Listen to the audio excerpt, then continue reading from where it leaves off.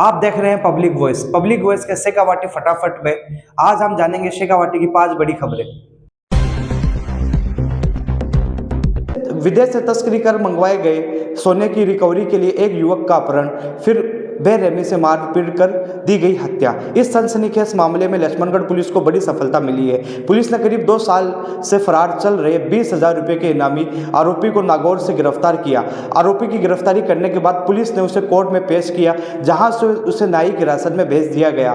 Police के अनुसार यह मामला विदेश से तस्करी किए गए सोने की रिकवरी से जुड़ा हुआ है, जिसमें युवक का अपहरण कर उसके साथ मारपीट की गई और इलाज के दौरान ही उसकी मौत हो गई थी। लंबे समय से फरार चल रहे इस आरोपी की तलाश में पुलिस लगातार दबिश दे रही थी और आखिरकार लक्ष्मणगढ़ पुलिस को इसमें कामयाबी मिली। पुलिस अब मामले से जुड़े अन्य आरोपियों की भी तलाश कर रही है। झुंझुनू जिले के सुल्ताना गांव से एक बेहद दुखद खबर सामने आई। रोजगार के लिए सऊदी अरब गए 48 वर्षीय रमेश कुमार का जद्दा शहर में दिल के दौरे पड़ने से निधन हो गया।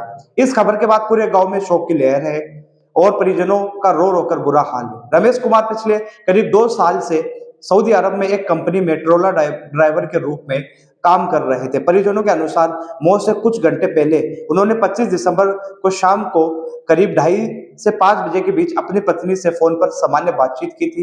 किसी को अंदेशा नहीं था कि यह आखिरी बातचीत साबित होगी। रमेश कुमार अपने पीछे पत्नी और 2 छोटे बच्चों को छोड़कर चले गए। परिवार पर दुखों का पहाड़ टूट गया और गांव में हर आंखें नम हैं। सीकर में अरावली बचाओ आंदोलन, कांग्रेस का पैदल मार्च में अरावली पर्वतमाला को लेकर कांग्रेस कार्यकर्ताओं ने जोरदार विरोध प्रदर्शन किया।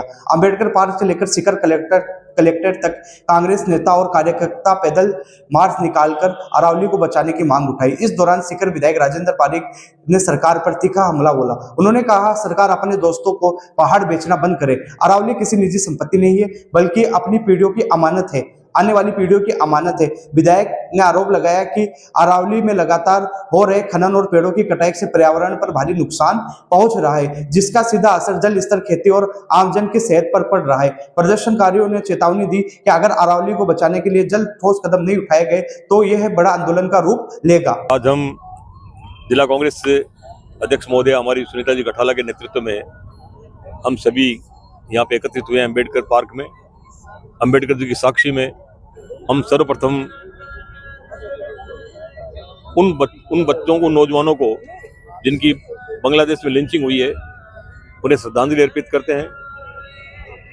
और उसके साथ में अरावली जिस तरह से भारत सरकार के सुप्रीम कोर्ट के निर्देशानुसार जो फैसला हुआ है, अरावली बचाओ और मनरेगा बचाओ, इन दोनों मकसद के साथ हम यहाँ पे अपने कार्यकर्ताओं के साथ एकत्रित हुए। हम यहाँ से पैदल मार्च करेंगे।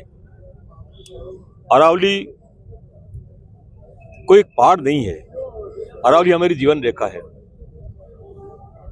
आपको ज्ञान है, अरावली का निर्माण 3.5 अरब साल पहले हुआ।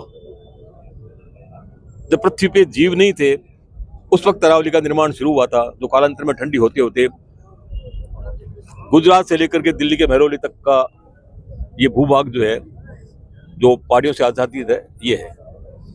सुप्रीम कोर्ट के गाइडलाइन के अनुसार यदि राजस्थान में जो गाइडलाइन तय की है 100 मीटर की, वो यदि हम करें तो 1,18,000 ऐसी पहाड़ियां हैं जो सीधे सीधे सुप्रीम कोर्ट की गाइडलाइन से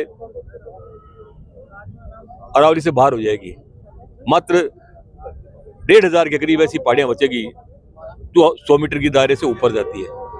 इतना बड़ा अरावली का यदि भूभाग जो कटाव जो होगा, तो आज अरावली हमारी जीवन रेखा है।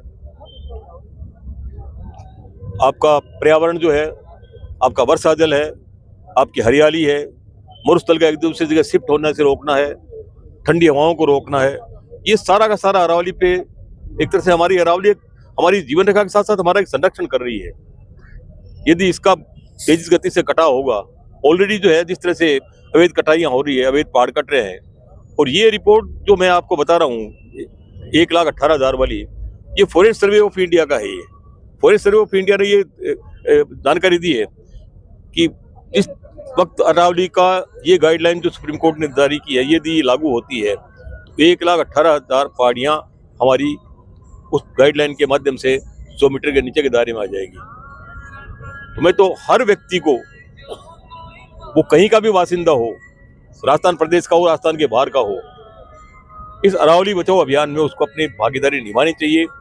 ये हमारी जीवन रेखा है, हमारे पर्यावरण को प्रदूषित होने से बचाएगा, मरुस्थल को जो है एक दूसरे से शिफ्ट होने से बचाएगा।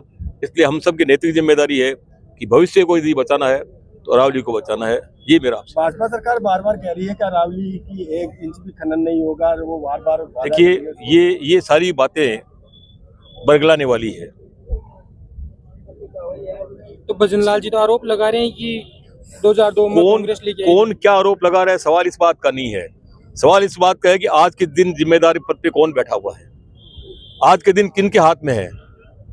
हम उनसे मांग कर रहे हैं वो अपने जो है फॉरेस्ट सर्विस जो अपना सर्वे रिपोर्ट जो है उसको प्रकाशित करे। मैं क्या बोल रहा हूं, सवाल इस बात का नहीं है। लेकिन भारत सरकार का जो वन जो